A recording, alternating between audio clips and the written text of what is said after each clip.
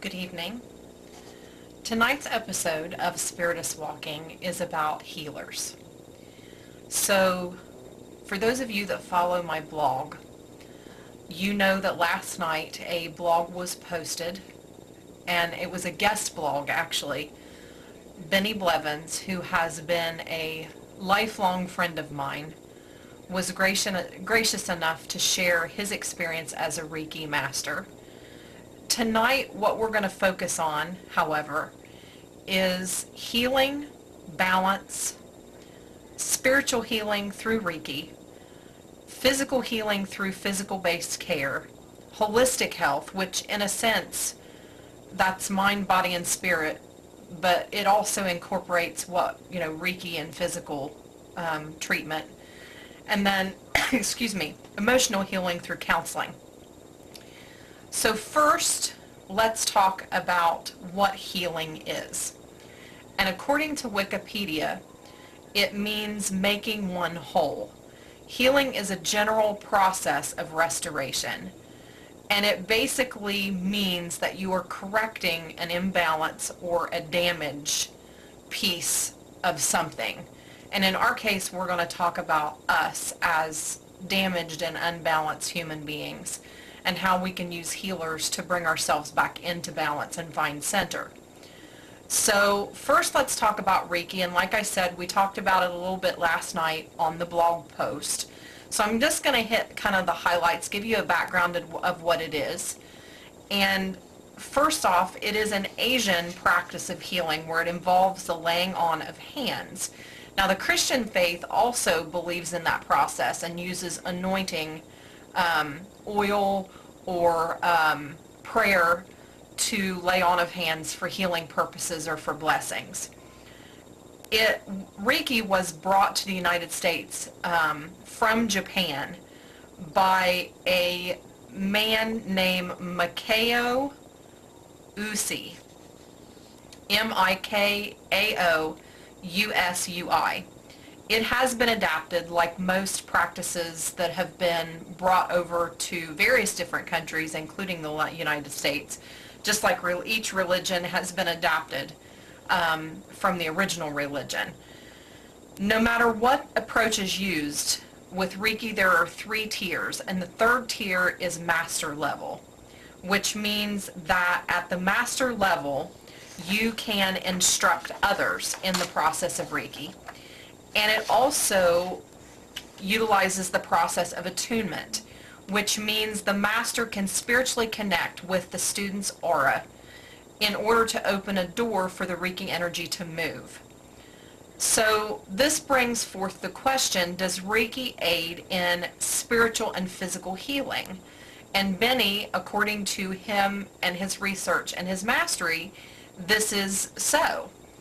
He goes on to say in the blog that it is considered to be actually an alternative form of medical treatment, and it's been endorsed by nursing programs. So there is validity to it. If you've got nursing programs that are offering this and saying that, this is part of curriculum, then it's got some validity to it. The place where you can mostly find Reiki masters now in the current and present time is spas and chiropractors' offices. And I want to ask this question, and I know that you can't answer me, but it can maybe lead to a topic of discussion in the future. If you are mentally drained, or if you see someone that's mentally drained, have you ever noticed that they'll get physically sick? In other words, they'll catch a cold, or they'll catch the flu, or they'll just become sick. That's not coincidence. When your energy levels fall due to stress or just daily general life, your life force drops. And with that drops that fortress of immunity that your body keeps in place to keep you from getting sick. Now that's generalizing, that's not always the case. I'm not a PhD, I'm not a medical doctor, I am a spiritualist, and that's what point of view I'm taking. So please remember that. And what Benny says is that Reiki can help the human being find focus and find that consistent energy level so that their energy levels will promote health and healing. He describes Reiki when implemented as a feeling of warmth, and that it treats the person as a whole. Again, holistic health. So some have even said that it promotes miraculous healing. In other words, there have been some accounts where some people have had been diagnosed with cancer, and they have gone through the Reiki rituals and Reiki healing, and they have come out whole on the other side, cancer-free. I'm not saying that that's the solve-all, end-all, but it is an alternative form of treatment and healing, according to Benny's research. So let's talk about physical-based care. Have you ever heard someone say that they don't believe in a medical doctor because if God can't heal them, then they're not really sick to begin with? First of all, my personal belief is that the divine, the creator, uses the gifts of physicians to heal. Not everybody gets a miracle. Not everybody puts a coin in the genie and the genie grants a wish. Some people have to work at healing. So that is why there are healers in the medical field. They are given certain gifts, whether it's a photographic memory, whether it's just pure brilliance, or whether, I've never seen anything like it, but it seems like a doctor is like a mechanic. They can take the human body apart and put it back together and make it work better, 9 times out of 10. Does this apply to all living things? Of course it does. Why do you think that there are veterinarians? Our animals have souls. All living things have souls. I happen to kind of agree with that. So why wouldn't you seek out the help of a veterinarian to heal your sick animal? With that being said, I think it's very important for us to realize that sometimes that's not always the solve-all answer. In other words, if we have a pet that's ailing and the quality of life is gone, don't we have a responsibility to act upon that and do something to help that animal? I think that that's heartbreaking, and all too many times I see that where people love their animals, and that's wonderful, but when it gets to a point where the quality of life for that animal is completely diminished, why is it okay to let that animal suffer? That animal is a soul. Why is that okay? And that, again, that's a topic for another episode, but that's just my personal belief. So let's look at this way. A doctor gives you a medicine to try. Let's say it's for high blood pressure. Do you think that he's giving you that medicine for fun? Some people would say, yeah, because he's trying to make money. That's not always necessarily true. Most of the time, it's because that doctor knows you well enough to know that you would benefit from adding that medication to your daily regimen for balanced health and healing. Because that person feels like that medication is going to benefit you, they put you on it. Medicine can be used to heal.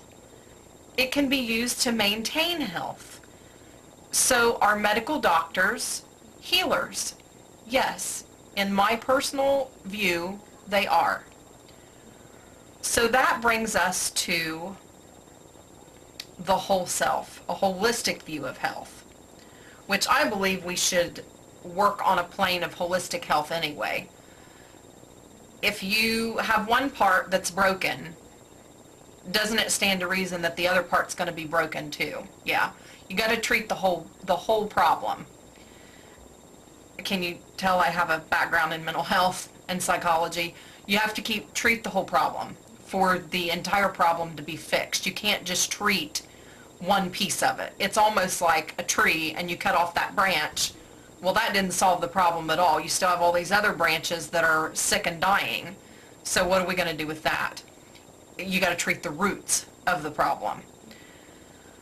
All aspects of your life, you should be working towards a state of balance and a state of center. That's the definition of healing, right? So, for example, my experience with holistic health has been very positive. My chiropractor is a holistic physician. In 2009, I decided that it was time to change my lifestyle.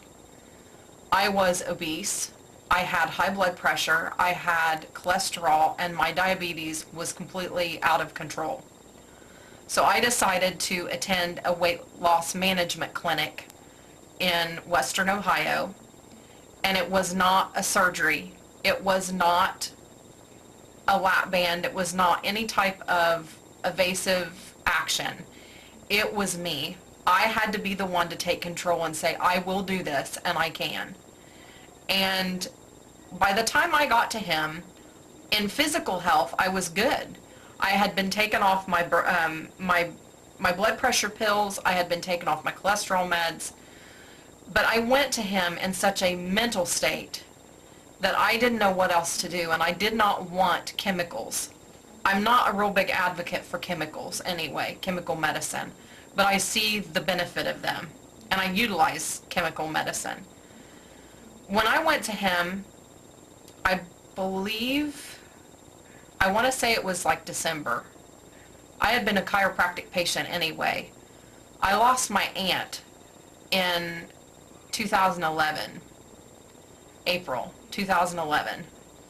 And I literally thought I was going to lose my mind. I became highly depressed, very anxious. Anytime I would think about death, I would freak out. I would start crying for no reason. It had to be December because I remember the Twilight movie, one of the Twilight movies came out in November. And I remember crying the whole way home thinking, what the hell is wrong with me? The other aspect that I look at is because I was raised with fundamentalist views, my belief was you're going to hell. You're not living next to the cross. You're not hitting the church doors every 3 days a week. You're going to hell. So therefore you will never see the people that you love ever again. So I was dealing with extreme guilt and extreme depression. I was at a point in my life where I wondered what my purpose was, if I even had one, and what my existence was about, if I was just going to live and die and there was nothing else. So when I approached him for help, I was in bad shape. And he did a resistance test on my muscles. And when he did that, he was able to tell what minerals and vitamins my body was deficient in, what systems were not working properly, and what had to be done to solve those problems. And this took months to come to a healthier understanding, because what he did is he prioritized the systems, which ones were the biggest and the most out of whack, and which ones could wait for a while.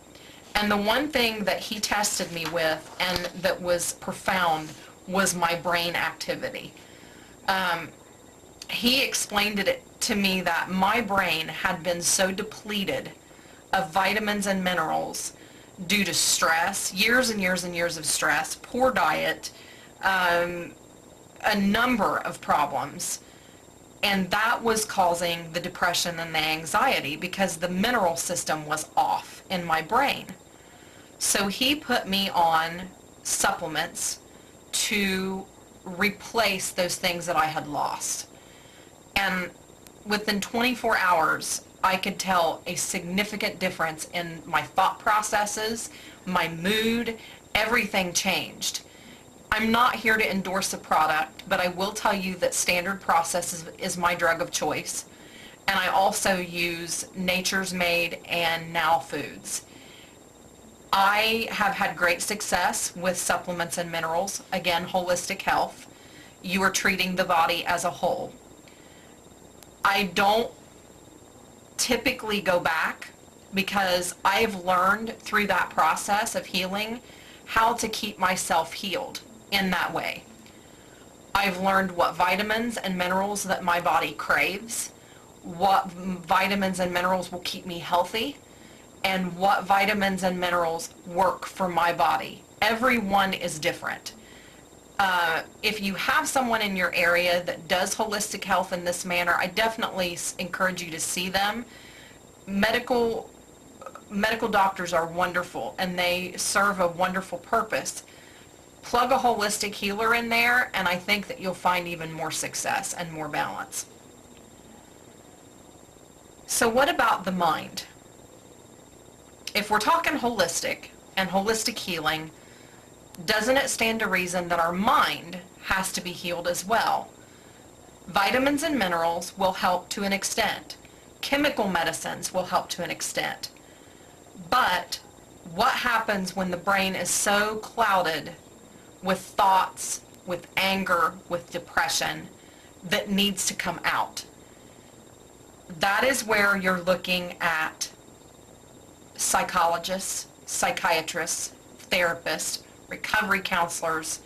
You're looking at treating thoughts, behavior modification, cognitive therapy, things that will help you understand why you feel the way that you do. I will not lie, there are pieces of my life that are not balanced, and it's not for lack of trying. Some things in your life you just simply cannot control. You are where you are, and that's where you're going to stay for at least until the Creator decides it's time for you to move somewhere else. You can either accept that or be angry about it. And I will be honest with you, it is a daily struggle between anger and being okay with it. That's my own personal battle that I have to fight every day. As far as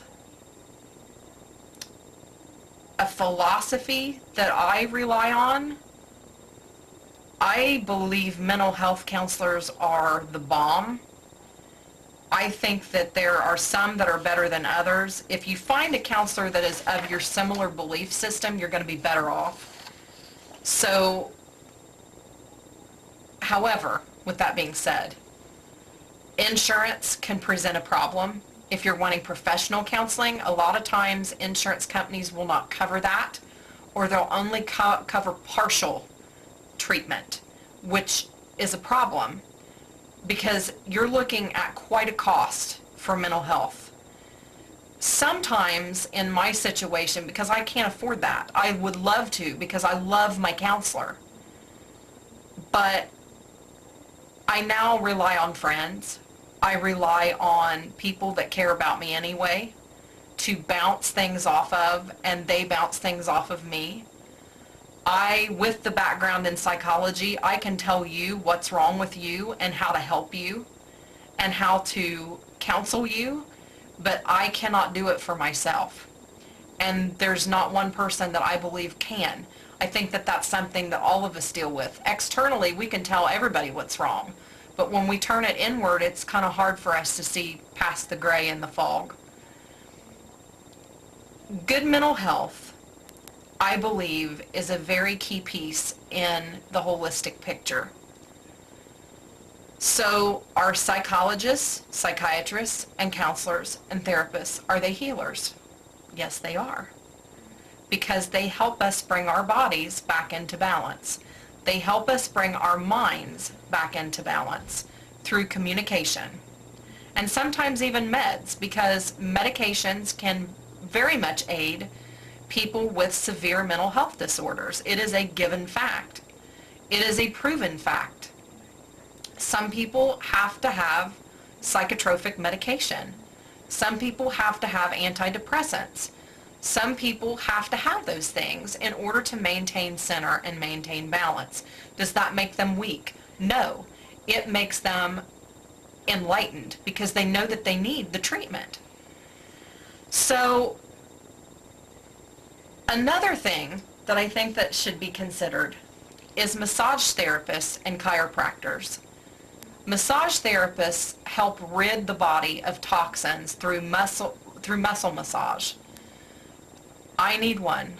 I need a massage therapist. I think there is a wealth of healing in massage therapy.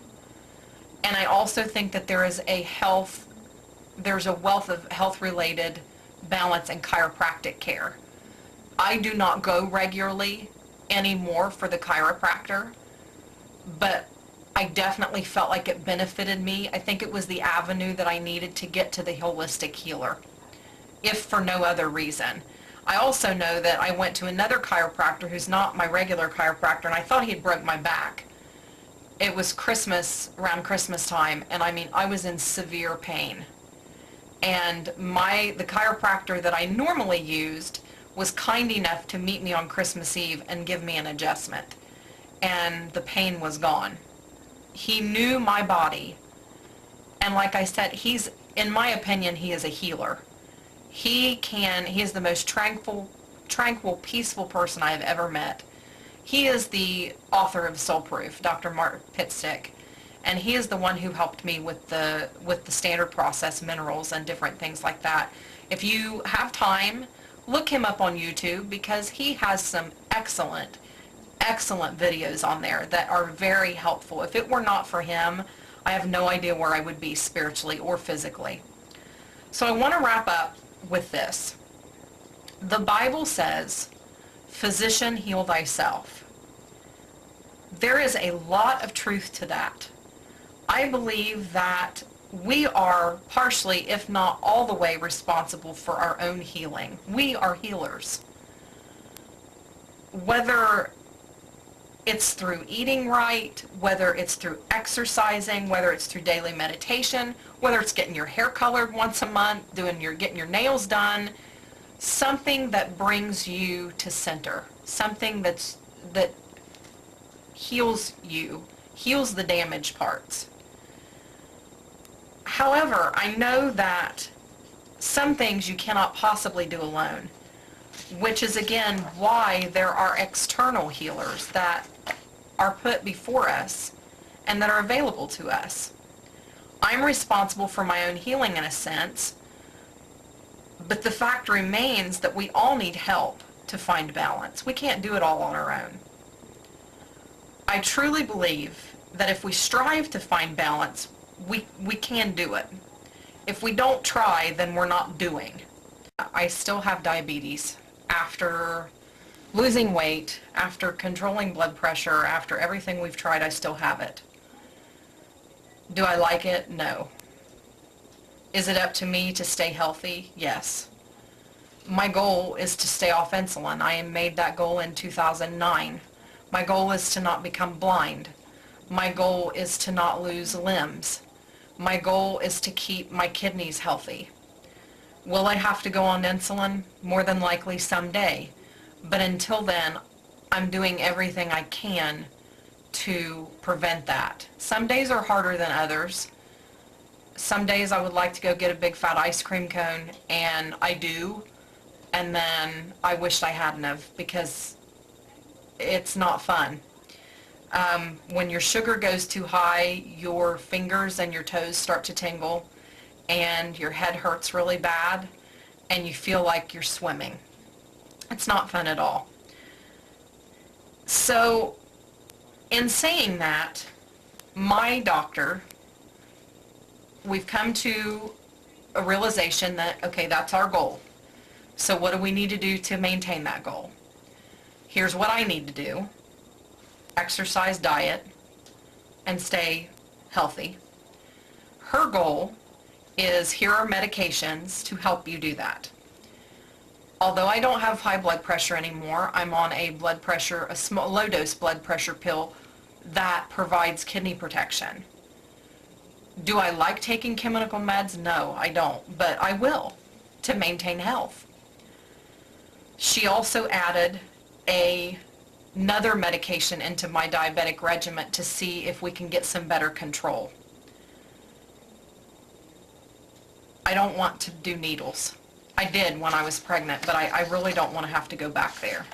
So in conjunction with the chemical medicines, I continue the supplement regimen. Again, body, okay? That entails thyroid health. I take kidney and bladder supplements, cranberry, and then a thyroid supplement, and then a supplement for adrenal support, as well as heart supplements and vitamin D because I don't like winter. And the vitamin D is supposed to counteract the depression that I get when it's nasty and cold and yucky outside. Okay, so there's body still. I also try to meditate every day. Spirit. Sometimes I always can't. Sometimes I can't, but I do try. And then you have my job that depletes every piece of my well-being every time I walk in the door. It's a very high-stress job, a very sole-purpose job, but very hard. It is a work in progress for me to accept that that is where I am supposed to be right now. So that's challenging. And sometimes the healers that you seek, they don't have to be ordained by a church, and they don't have to be given a license. Sometimes therapy, mind, and spirit now, can be aided just by talking to your best friend for 2 hours. It can even be aided by journaling. If you journal and you like to write, sometimes you can journal and you can free your spirit and find balance. So with that being said, I believe that each of us can learn how to provide our own healing, but we also need to lean on those beautiful healers that have been given to us by the Creator. We sometimes have to take the steering wheel to our own health first and drive ourselves into balance. So with that, I would like to wish you a very good evening or day or whatever time it is that you've decided to tune in and watch the episode. There will be another one in the middle of April. We are down to once a month, and the reason for that is because I am co-hosting the Paranormal Hour with Willow Cross 3 times a month. I am running reruns of the very first portions of the Bumps in the Night series every Sunday on my author page and also on the Southern Ohio Ghost Hunters page. So if you've missed any of those, you can catch up on those 2 sites. Other than that, I want to wish you health, balance, happiness, and tell you to dream big. And no matter what you do, be wonderful at it. Have a great day.